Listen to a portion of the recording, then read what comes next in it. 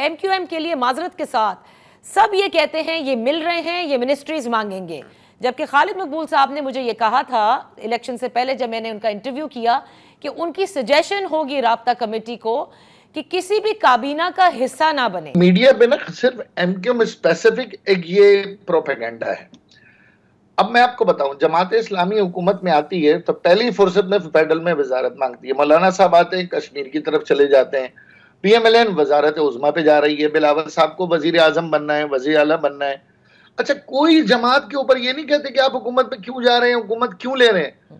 MQM election लड़कर जब काबीना में जाएगी, जाहिर है हुकूमत का पार्ट कौन होता है, जो काबीना में बैठता है। अच्छा, हमारा मसला तो कराची का है ना, पूरे पाकिस्तान को, हमारे मुखालफीन को ऐसी मौत पड़ जाती है कि भाई MQM वजारत क्यों ले रही है। अच्छा भाई, फिर ये बोलो ना कि MQM इलेक्शन में हिस्सा क्यों ले रही है, और फिर MQM के दरवाजे पे चढ़ के क्यों आते हो।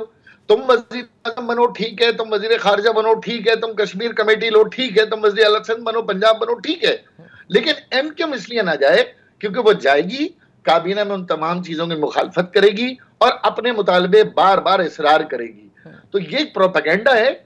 जाएंगे तो बिल्कुल डंके की चोट पे जाएंगे, अपने लोगों के लिए सर्व करेंगे, माजी में भी सर्व किया है 3.5 साल, और अगर मुआहदे कंप्लीट नहीं होंगे तो हुकूमत से बाहर भी आएंगे। और अल्लाह का शुक्र है, एक प्रोपेगेंडा ये कि हर बार हुकूमत में जाती है, लोगों को ये भी याद रखना होता है कि MQM हर बार हुकूमत गिरा भी देती है, और उसका सिर्फ और सिर्फ मकसद ये होता है कि हमारे मुतालबात पूरे।